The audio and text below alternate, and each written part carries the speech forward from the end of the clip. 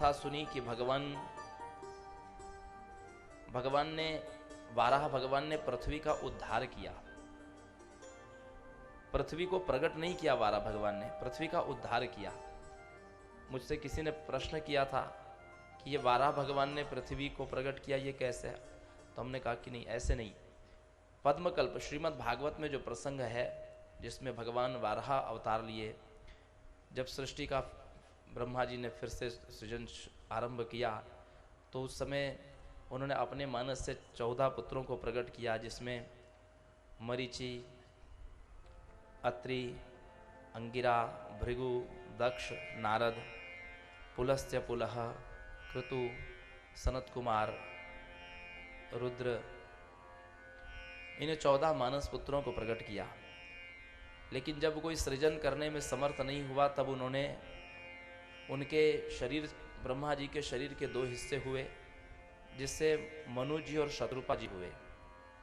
ब्रह्मा जी ने दूसरा शरीर धारण किया और मनु और शत्रुपा जी ने देखा कि सारा संसार जलमय है, तो किस पर सृष्टि का आधार हो। इसलिए उन्होंने भगवान ब्रह्मा जी से जब निवेदन प्रार्थना की, उसी समय ब्रह्मा जी ने भगवान श्री हरि का ध्यान किया और भगवान श्री हरि ने वाराह रूप धारण किया। जितम जितम ते जितजज्ञ भावन त्रयी तनुमताम परिधुनवते नमः यद्रोमगर्षे नीलिलध्वरा तस्मै नमः कारण सुकरायते।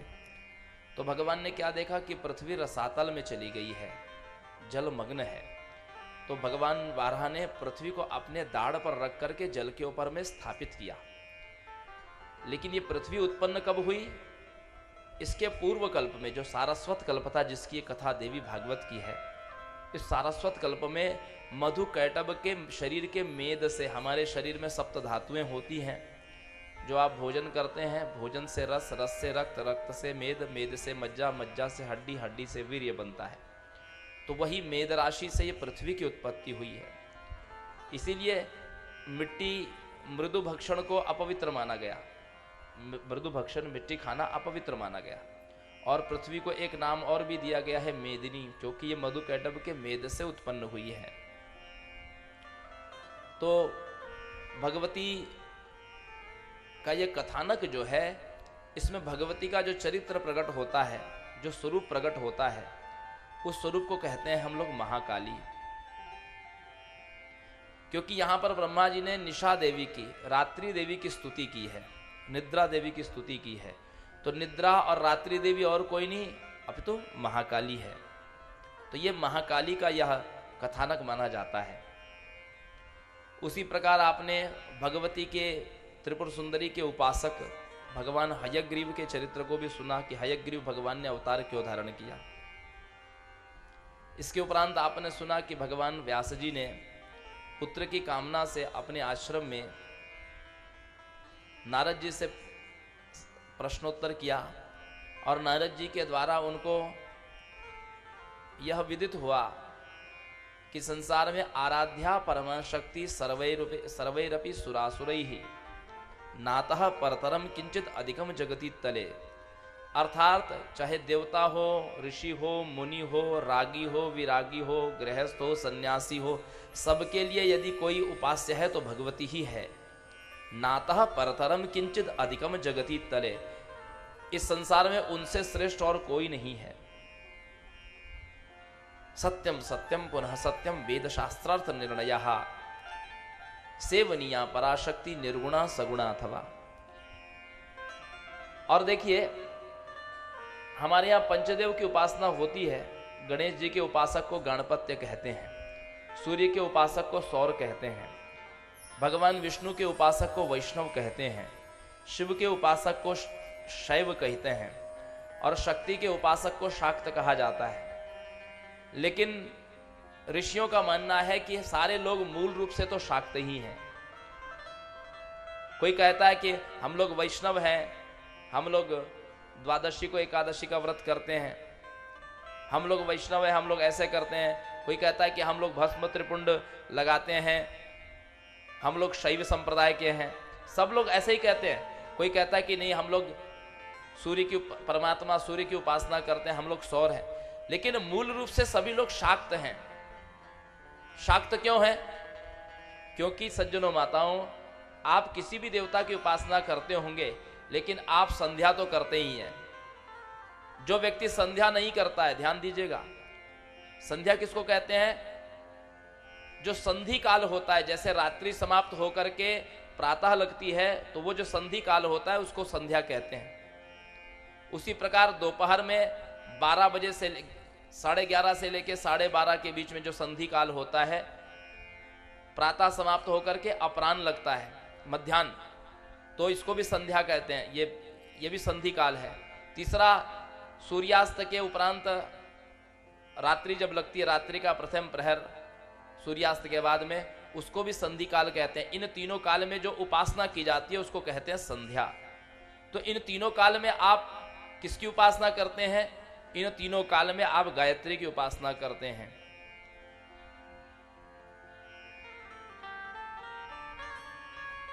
बालाम विद्याम तो गायत्रीम लोहिताम चतुराणाम,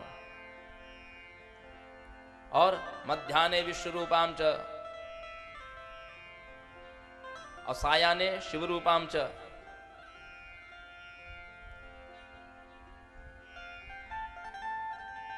प्रातः काल में गायत्री बालिका स्वरूप होती है, और मध्याह्ने विश्वरूपाम तार्क्षस्थाम पीतवास्ताम युवतीम च यजुर्वेदाम सूर्यमंडल संस्थिताम। ये गायत्री मध्याह्न में युवा स्वरूप होती है, विष्णु स्वरूप युवावस्था को प्राप्त होती है, और सायंकाल में सायाने शिवरूपाम च वृद्धाम वृषभवाहिनीम, बैल पर आरूढ़ होने वाली वृद्धा स्वरूपा शिवरूपी होती है सायंकाल की गायत्री। एक दिन में गायत्री के 3 रूप होते हैं, बाला, युवा और वृद्धा। तो कोई कहता होगा कि हम रोज विष्णु सहस्त्रनाम का पाठ करते हैं, कोई कहता होगा कि हम सुंदरकांड करते हैं, कोई कहता होगा हम दुर्गा सप्तशती का पाठ करते हैं, कोई कहता है कि हम इतनी माला करते हैं गुरु मंत्र की, कोई कहता है कि हम 12 अक्षर की रोज 50 माला। आप कुछ भी जपिए, लेकिन यदि आप गायत्री जप नहीं करते तो ये आपका सब फलीभूत नहीं हो सकता। आपको कम से कम 10 बार तो गायत्री का जप करना ही चाहिए, तभी ये सारी चीजें लागू होती है, अन्यथा नहीं होती।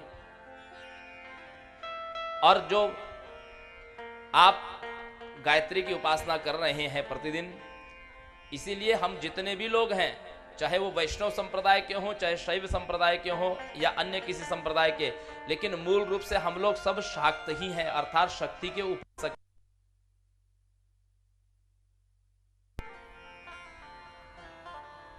पतिते स्खलिते चारते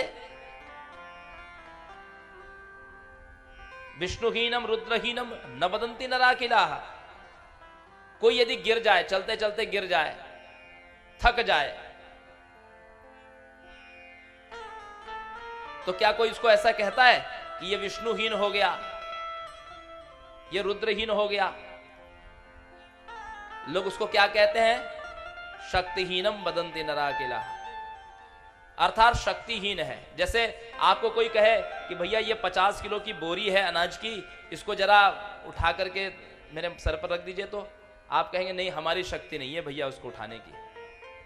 कोई कहे कि भाई कुछ आयोजन करना है और आपसे इतनी इतनी राशि चाहिए, तो आप कहेंगे नहीं, हमारी इतनी शक्ति नहीं है, हम इतना ही दे सकते हैं। कोई कहे कि चलो पदयात्रा करेंगे, अमरनाथ की यात्रा करेंगे, 18 किलोमीटर पैदल चलेंगे, तो आप कहेंगे नहीं, हम तो भाई घोड़े से या पालकी से चलेंगे, हमारी चलने की शक्ति नहीं है।